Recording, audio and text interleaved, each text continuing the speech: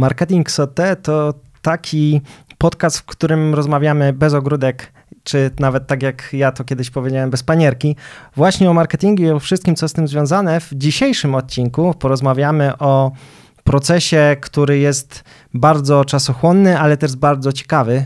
Razem z Małgorzatą Dondelą, z managing dyrektorem agencji Moko, porozmawiamy o eventach. Witam Cię, Gosiu. Eventy to jest taki rodzaj pracy marketingowej, która zaczyna się bardzo wcześnie, na poziomie, kiedy event często nawet nie jest jeszcze określony tematycznie, tytularnie, jakkolwiek, a kończy nawet niekoniecznie z ostatnim gościem, który opuszcza to miejsce. To jest taka sól pracy marketingowca chyba. Tak, praca w eventach generalnie jest bardzo ciekawa, ale też wieloetapowa, to co właśnie powiedziałeś. Często zaczyna się od jakiejś potrzeby. To się często mówi, że marketing odpowiada na potrzeby i tutaj ewidentnie to widać. Czyli często ktoś mówi, no chciałbym się spotkać z klientem albo nie wiem, chciałbym zrobić wystawę, pokazać w jakiś ciekawy sposób produkt. No i wtedy zasiadamy i faktycznie zastanawiamy się, jak taki event ma wyglądać, co chcemy w tym evencie pokazać i to jest pierwszy proces taki, czyli planujemy, co ten event ma przekazać, kogo mamy zaprosić, jacy mają być klienci.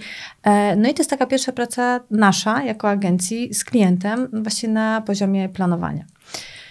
A potem to już jest cały długi proces, tak? I to nie jest tak faktycznie, no czasami zdarza się, że pracujemy bardzo krótko, ale wtedy cała ekipa i cały zespół musi być, pracuje w pocie czoła tak naprawdę, ale najczęściej mamy te kilka miesięcy, kiedy możemy sobie to dobrze rozplanować. I dobrze, jeśli faktycznie mamy ten czas, że mamy czas na planowanie, mamy czas na to, żeby zrobić research, nie wiem, przygotować catering, czy sprawdzić oferty i na koniec te kilka dni, kiedy możemy na spokojnie jeszcze te takie małe rzeczy sobie dopracować. Ale nie zawsze tak jest. No właśnie ja sobie tak myślę, że wielu może mieć takie wyobrażenie, że no w sumie to każdy jakiś event kiedyś organizował, bo nie wiem, urodziny, wesele, to też jest rodzaj eventu, ale eventy dla firm przemysłowych w szczególności, no to chyba nie jest taka prosta sprawa i tam chyba trzeba zadbać o wiele rzeczy i wiele rzeczy też może nas zaskoczyć. Tak, to znaczy różnica jest taka, że jak planujemy sobie wesele, to głównie czy tam własny event w domu, to głównie myślimy o tym, jaki będzie catering, na tym się skupiamy, jakich gości zaprosimy, czy jak będzie wyglądała sala. A tutaj w jednej części to jest też sala, to jest na pewno też catering, ale on jest wtórny. Pierwszą rolę gra najczęściej produkt, czyli często to są wielkie maszyny, duże rozwiązania. Czasami zastanawiamy się, jak na przykład jakąś technologię pokazać, bo wcale to nie jest takie proste, bo jeszcze jak jest maszyna do pokazania, świetnie, stawiamy ją, coś próbujemy na niej działać, my się zastanawiamy, jak ją wyeksponować, co chcemy pokazać, ale faktycznie często jest tak, że to jest technologia, której nie można wystawić i wtedy się zaczynają tak naprawdę takie wyzwania, jak sobie z tym poradzić, jak z klientem rozmawiać. Więc to jest zupełnie inaczej. Poza tym my zawsze pracujemy z klientem. I to znaczy, że my możemy mieć wizję, możemy mieć pomysły, ale przychodzą też ograniczenia. I to po pierwsze ograniczenia jakieś tam, czy to finansowe, czy ograniczenia także jeśli chodzi o personel i przygotowanie. Często jest tak, że mamy pomysł, że nie wiem, nawet wszyscy wiedzą, że pracujemy z KUKO i mamy roboty i chcielibyśmy, nie wiem, zrobić jakiś show, ale okazuje się, że przygotowanie takiego show to zajęłoby bardzo dużo czasu i faktycznie w żaden sposób się gdzieś tam może i nie przełoży na ten cel, który mamy. Więc to, co my chcemy, marketingowcy, musimy jeszcze połączyć z tym, co tak naprawdę chcą klienci i co chcą osiągnąć. Bo okazuje się, że na koniec event oczywiście ma wydźwięk PR-owy, ma masę innych wydźwięków, ale to o co chodzi, no to celem marketingu jest właśnie odpowiadać na potrzeby klientów poprzez dostarczanie własnych rozwiązań, czyli finalnie to się musi też spinać finansowo i chciałbym... Sprzedaż. No właśnie, więc chciałbym też porozmawiać o budżetach eventowych. Czy dzisiaj w dobie inflacji, w dobie sytuacji gospodarczej, jaką mamy, eventy to jest tania sprawa, czy kiedykolwiek to była tania sprawa? Eventy nigdy nie były tanią sprawą, ale faktycznie dzisiaj jest trochę inaczej i też jak gdyby wydźwięk tych eventów był inny. No nie mówię o latach 90., kiedy tak naprawdę na eventach ludzie się spotykali, na targach, tam załatwiali biznesy. Dzisiaj raczej tam się nie załatwia takich grubych biznesów. Dostęp do klientów czy do bazy jest dużo łatwiejszy, więc też rola jest trochę inna. Ale faktycznie tak jest to potrzebne i dobrze jest się spotkać i wyjść i pokazać też PR-owo. A czasami dobrze jest też pokazać rozwiązanie albo jakąś nowość, którą się ma i to przyciąga bardzo, szczególnie właśnie na takich targach branżowych, ale zmienia się też myślenie naszych klientów i często organizujemy coraz częściej takie spotkania mniejsze, gdzie można porozmawiać, gdzie można naprawdę pokazać ten produkt. A jeśli mówię o takich eventach, to faktycznie myślę, że budżety mogą być podobne, ale czasami są dzielone, tak? Czy mniejsze eventy. I bardzo się sprawdzają te, gdzie faktycznie można coś nowego się dowiedzieć. I to też jest bardzo ciekawe. Więc naszą rolą jest nie tylko podpowiadać, jak zorganizować event, ale myślę, że też wskazywać, w jaki sposób pokazać jakieś rozwiązanie, czy jakiś proces. Czyli nie tylko sama organizacja, ale już potem takie sedno, to co na tych eventach się dzieje. Ale wyciągamy wnioski z eventów i często podpowiadamy, jak zorganizować kolejny, tak? Czy co byśmy zrobili, bo tak naprawdę na tych eventach my jesteśmy obserwującymi. Klienci są już zaangażowani w całą pracę. Oni też oczywiście obserwują, ale my też wyciągamy wnioski i czasami podpowiadamy. Czasami klienci słuchają, czasami nie, tak? Biorą to pod uwagę, ale my się dzielimy tymi wnioskami. Przejdziemy sobie jeszcze do tego okresu podsumowania eventów, ale chciałbym się cofnąć i przejść przez proces tej organizacji, bo zaczęłaś mówić o planie, o tym, że od tego się wszystko zaczyna. Jest pomysł, jest plan. No i jak teraz ten plan z klientem budować i jak zrobić, żeby o niczym nie zapomnieć? Dobrze podzielić rolę. To znaczy już na początku ustalić sobie, za co odpowiedzialna jest agencja, za co odpowiedzialny jest klient, tak żeby wszyscy nie zajmowali się wszystkim. Na pewno dobra organizacja pracy to jest coś, co jest wymagane. Każdy event manager powinien mieć taką cechę przede wszystkim. I zaczynamy planowanie, czyli rozpisujemy sobie tak naprawdę wszystkie elementy. Robimy researche, robimy ten plan, później go musimy wdrożyć, tak? Czyli wszystkie etapy. Jesteśmy cały czas w kontakcie z klientem i to jeśli chodzi o technologię i tutaj ta komunikacja jest bardzo ważna, czyli jeśli coś na przykład, nie wiem, u nas nie gra i u nas nie do końca wiemy, że coś się może, nie wiem, nie udać, czy mamy jakiś problem, to ważne, żeby to była też kontakt z klientem cały czas. No i w drugą stronę, jeśli wiemy, że ma być jakiś produkt i mamy z nim problem, to my też musimy o tym wiedzieć. No już sam etap później, jak jesteśmy na evencie, to jest 2-3 dni przed. Często niedoświadczone osoby, ja też się z takimi spotykałam na swojej drodze, mówię, przecież mamy wszystko ustalone. Wszystko jest ustalone, właściwie zapisane, mamy umowy.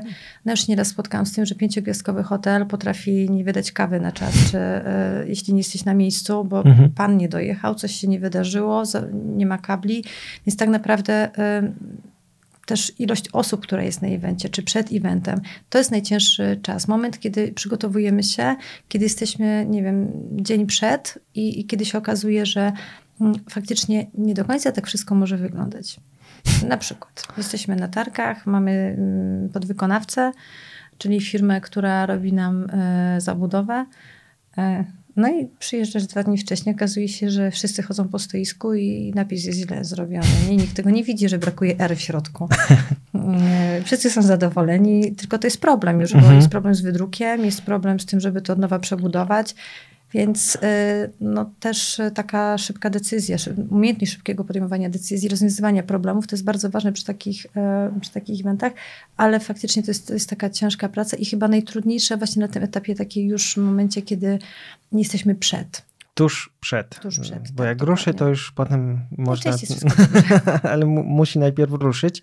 Porozmawiajmy zatem bo troszkę wywołałaś ten temat w cechach event managera. Już wiemy, że musi być dobrze zorganizowany, wiemy, że musi umieć zarządzać i cedować też pracę, bo nikt wszystkiego sam nie jest w stanie unieść.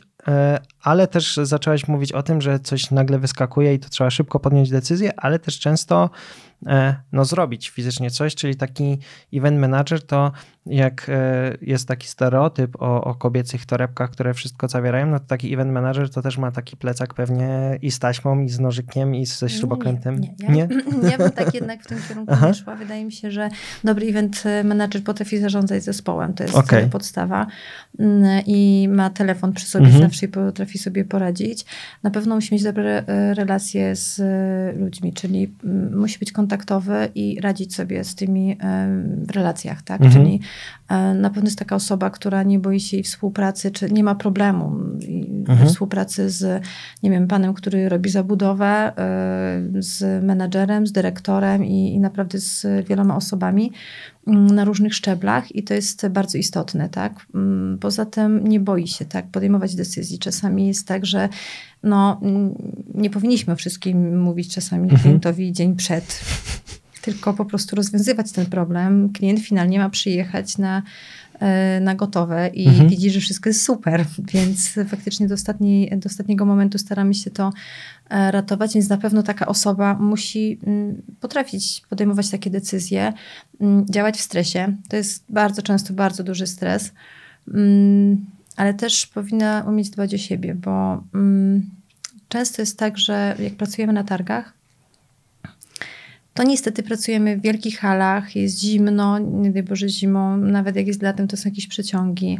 To nie jest tak, jak wszyscy przyjeżdżają na targi, że wszystkie kafejki są pootwierane i można sobie pójść zjeść obiad. Wcale tak to nie wygląda. Często jest tak, że przyjeżdżamy na 9 czy tam na 8, wychodzimy o godzinie, 21 i jesteśmy tak zmęczeni, że zostaje nam stacja benzynowa, jakiś szybki hot dog albo pizzę, którą się zamawia, więc też takie podstawowe rzeczy, żeby umieć zadbać o siebie, o to, żeby, nie wiem, zabrać z sobą kanapki, czy zadbać o to, żeby pić, bo różnie to się kończy, tak? I faktycznie ta osoba jest bardzo ważna wtedy i powinna też o tym pamiętać.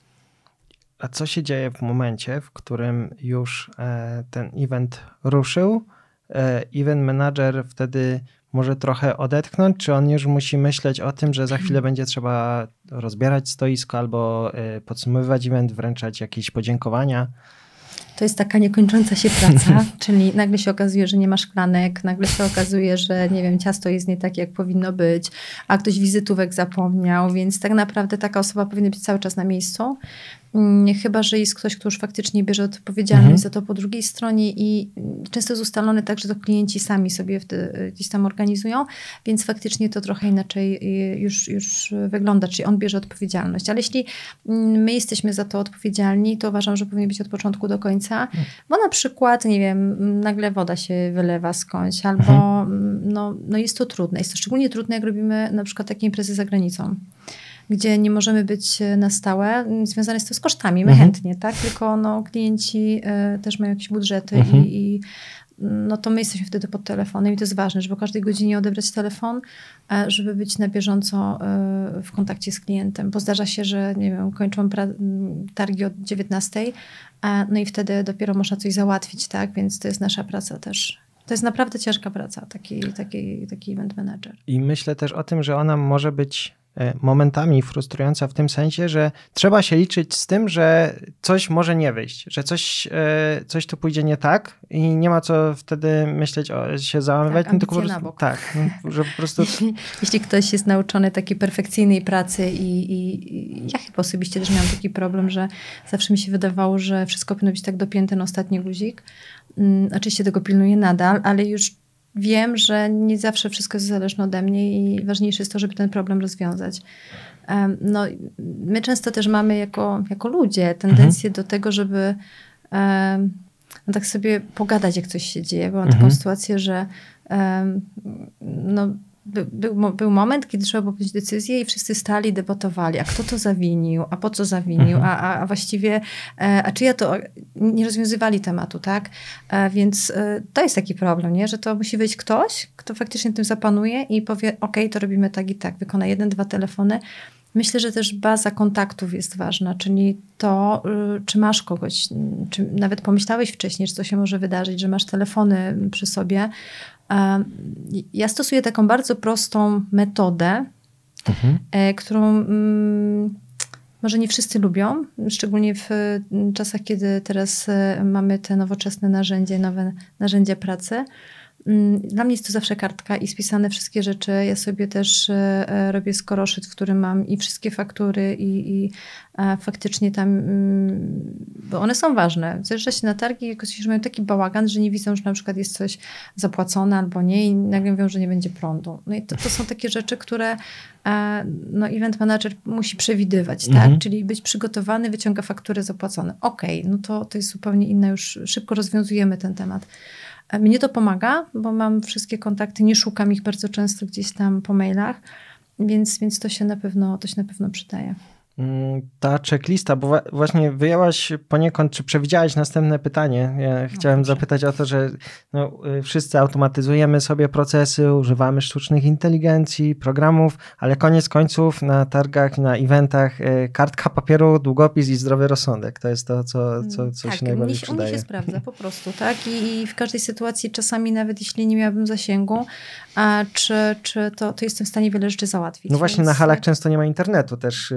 Tak, więc jest z tym czasami problem, szczególnie jak jesteśmy dzień przed, bo później to już jest najczęściej jest dostępne, ale jak jesteśmy przed i faktycznie to się przydaje, to ewidentnie, u mnie się to sprawdza. Ja lubię jak mam tam porządek, mam wszystkie informacje i w każdej chwili, często jest tak, że na przykład jak robimy konferencję, to ktoś przychodzi i nagle mu się przypomni i pyta, a co tam było w cateringu, jaka zupa? Człowiek ma tyle rzeczy na głowie, że nie pamięta, jaka była zupa, więc wyciągam kartkę, szybko sprawdzam i mówię, tak, zupa była taka, więc to o to chodzi.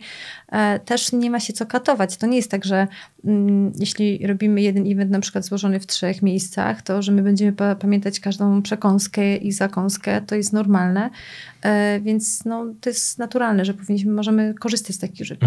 Mnie jest łatwiej korzystać z takich narzędzi, ale to jest chyba indywidualna sprawa. Myślę też o tym, że kiedy taki event jest organizowany, no to oprócz tego, że klient ma być zadowolony, to jeszcze właśnie klienci klienta muszą być zadowoleni. Tak. I w jaki sposób agencja, która nie jest bezpośrednio klienta, nie zna często produktu, jak ona może wpływać na tego klienta końcowego? W jaki sposób, bo event to nie jest tylko budowa stoiska, to nie jest tylko organizacja, ale też promocja na przykład. Tak, ale to jest ten etap, o którym rozmawialiśmy na początku, czyli tego planowania, bo to są, myślę, często klienci nasi nawet jeśli przychodzą z zapytaniem, to najczęściej mówią, że chciałbym stoisko 2x3 i właściwie, i robimy. I moje pytanie jest, ale co pan chce tam pokazać? Jaka jest funkcja tego stoiska? Czy to będzie, nie wiem, tylko takie informacyjne? Czy to stoisko jest po to, żeby spotkać się z klientami? Czy bardziej tak towarzysko? Czy my mamy za cel pokazać nowy produkt? To jest bardzo ważne. I wtedy też przygotowujemy taką całą komunikację do tego. I to jest ten proces, który często jest pomijany. To jest problem. Tak, że każdy, dobra, weźmiemy jakieś gadżety, coś tam pokażemy, a tu nie o to chodzi. To nie ma być, role są odwrócone. Czyli najpierw zastanawiamy się, co chcemy temu klientowi dać, po co on ma do nas przyjść, później budujemy stoisko, planujemy to stoisko i planujemy, jak będzie cała komunikacja wyglądać. Jest postęp. Nawet udało mi się 2 lata temu, jedna z firm poprosiła mnie o przeprowadzenie takiego szkolenia związanego z tym, jakie są kolejne etapy, po co tam jedziemy i właściwie jak mamy się komunikować z klientem. Takie szkolenie trwało 1 dzień. Niektórzy byli zaskoczeni generalnie, że tak ma to być ustalone, że nie wiem, nie każdy chodzi po stoisku. Właśnie to o to chodzi, że często to, co mnie przeszkadza bardzo, to przechodzę sobie wokół stoisk i wszyscy do mnie wychodzą, jak po prostu łapią mnie. A to nie o to chodzi. Ja przychodzę po to, jeśli będę miał ochotę, to podejdę, tak? To nie ma być taki apacz, który wyłapuje mnie i tylko czekasz mu tam wizytówkę. To mnie blokuje. Ja wcale nie mam ochoty się tłumaczyć. To wychodzi później tak, że ja się tłumaczę, czy klient się tłumaczy, dlaczego w ogóle nie chce tej oferty, albo dlaczego nie chce podejść. To nie ta rola. On powinien z przyjemnością wejść i mieć taką swobodę w tym. Więc to są takie błędy, ale faktycznie coraz bardziej klienci widzą, że to nie jest tylko kwestia wystawienia się i jakoś to będzie, tylko całej komunikacji, ustawienia osób na przykład, kto ma gdzie być, że nie wiem, wszyscy są nagle w jednym miejscu, a nikogo nie ma, jeśli stoisko jest dużo po przeciwnej stronie, tak, tam gdzie są klienci. Więc tych niuansów jest tak naprawdę bardzo dużo i wszystko zależy od tego, jaki to jest projekt i jak to ma wyglądać. Teraz współpracujesz z firmami przemysłowymi. Często pokazujemy na targach z naszymi klientami duże maszyny, roboty, obrabiarki, tokarki i tak dalej, ale wiem, że wcześniej pracowałeś po drugiej stronie branży, czyli w branży B2C, gdzie były to mniejsze produkty spożywcze. Jak bardzo różnią się targi B2C od targów takich przemysłowych B2B? Różnią się nawet samym takim planowaniem, tak? Generalnie, jeśli mówimy, ja akurat pracowałam w FMCG, w spożywce, to tam chodziło o produkt, tak? Czyli to, jak smakuje, w jaki sposób jest podany, gdzie mogę go dostać, jakie są dostępności i tak naprawdę jest dużo łatwiejsze też pokazanie tych walorów produktu.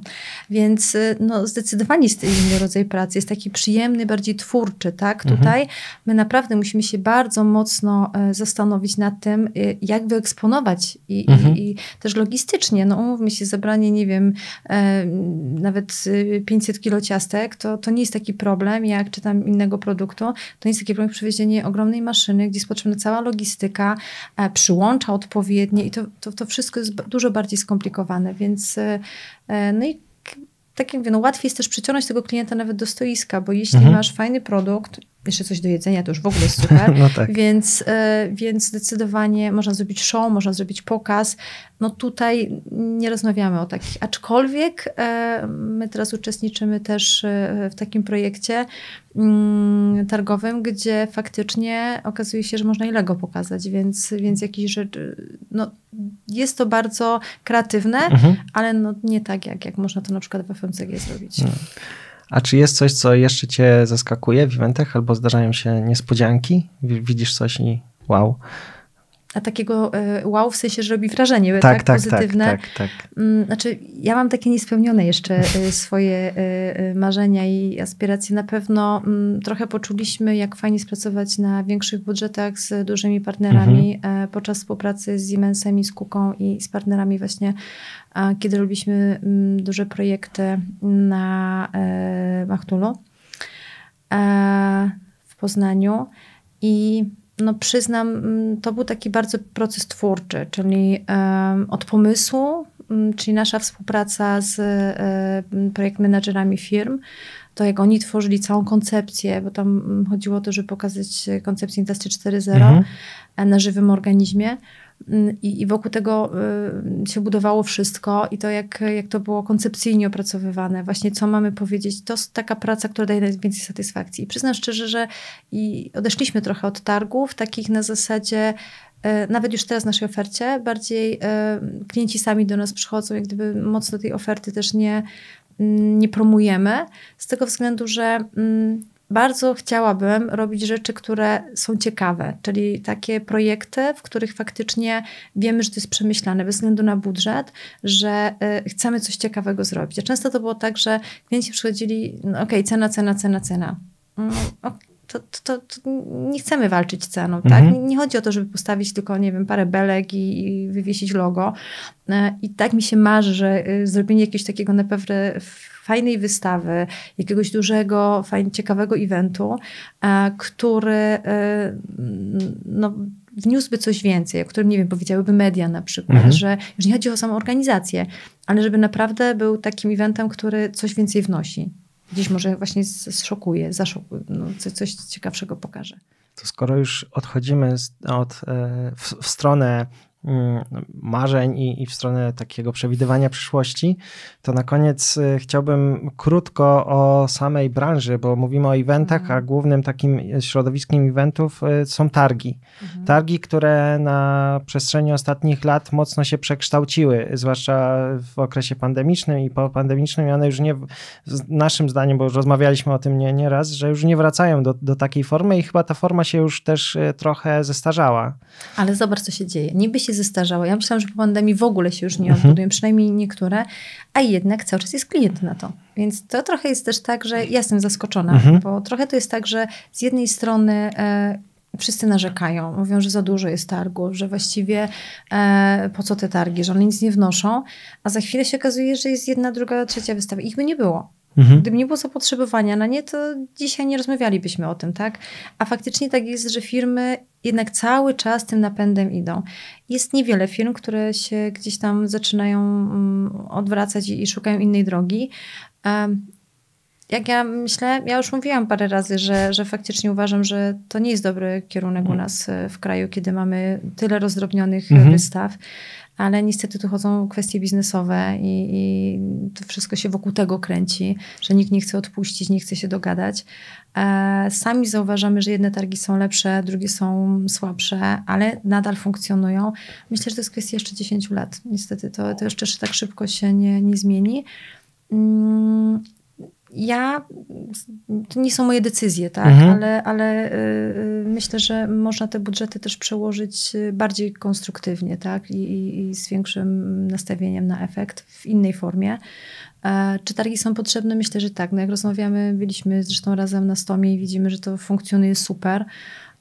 Ale myślę, że inne już nie do końca, tak może jest, więc to jest do przemyślenia, nie? Czyli dzisiaj naprawdę firmy powinny się, myślę, że też myślą o tym właśnie, jak wydać te pieniądze, żeby mądrze je wydać i też zaczynają już zastanawiać się właśnie, analizować gdzie, na który, gdzie warto i dlaczego tak się, i gdzie co chcą osiągnąć. No to dziękuję Ci bardzo za rozmowę. I do zobaczenia na eventach i innych uroczystościach, przy czym niekoniecznie mówię tu o weselach i chrzcinach, a o wszystkich firmowych eventach, które organizujemy jako Moko. Dziękuję Ci bardzo.